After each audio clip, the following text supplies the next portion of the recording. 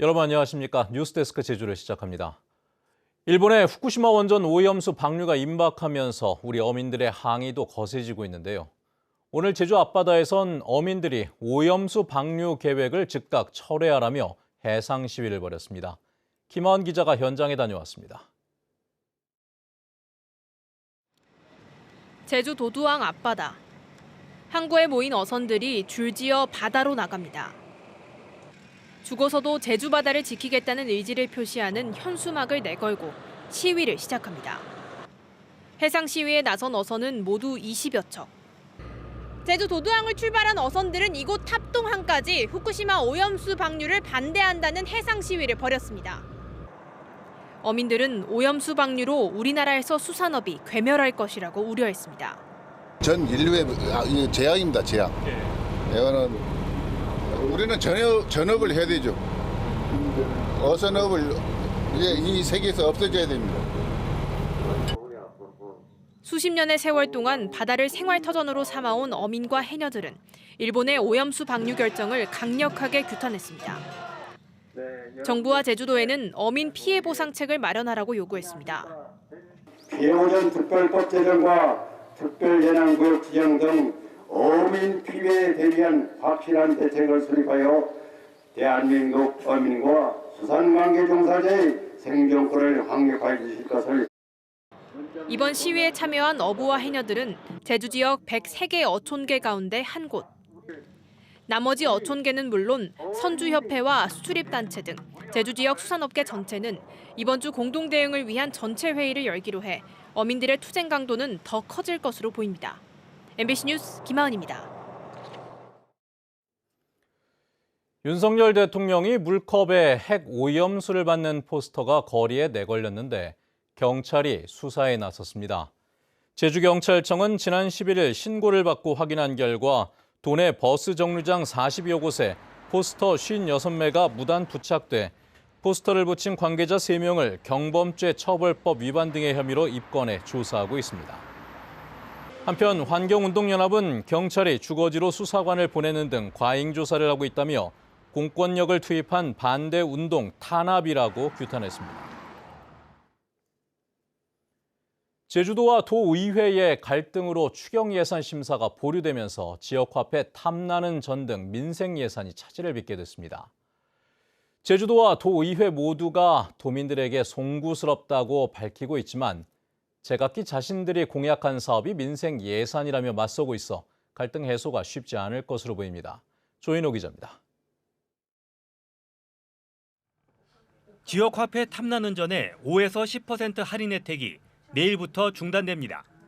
올해 본 예산에 편성된 할인 혜택 비용 100억 원이 소진되면서 제주도가 추경 예산에 100억 원을 편성했지만 도의회가 예산 심사를 보류했기 때문입니다.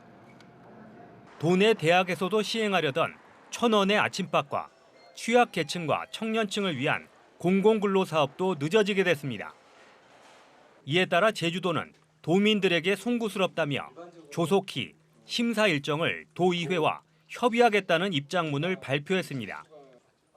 하지만 제주도는 송악산 사유지 매입 등 도정 현안 사업과 오영훈 도지사의 공약 사업들이 민생 예산이라는 입장이지만 지사 공약을 뭐 이렇게 많이 태웠냐 이런 말씀을 드렸는데 도지사라는 자리는 공약을 가지고 도민들에게 선택을 받은 자리입니다. 공약을 이행하는 것이 곧 민생과 관련된 일부라고 저는 믿고 있습니다.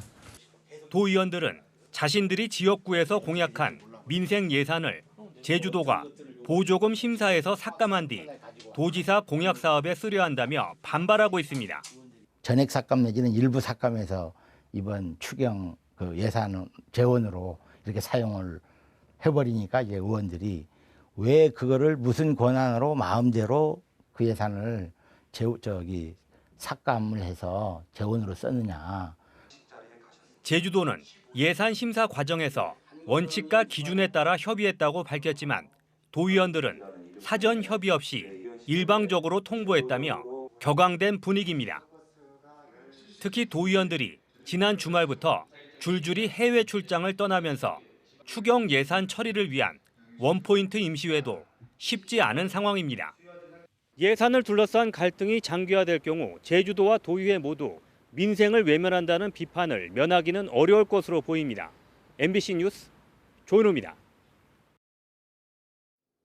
정의당 제주도당은 논평을 내고 탐나는 전 할인 중단에 대해 오영훈 도정과 도의회의 힘겨루기에 민생 정치가 자취를 감췄다며 비판했습니다. 또 도정과 도의회 갈등으로 인한 피해가 소비자와 소상공인에게 이어지고 있어 도정과 도의회 누구도 책임을 회피할 수 없다며 힘겨루기를 당장 멈추고 자중하라고 촉구했습니다. 올해산 마늘 수매 작업이 시작됐는데요. 생산량이 줄어 가격이 오를 것으로 기대를 했는데 수입산 공세가 거센 데다 날씨 탓에 상품성까지 떨어지면서 농가의 시름이 커지고 있다고 합니다. 이소영 기자의 보도입니다.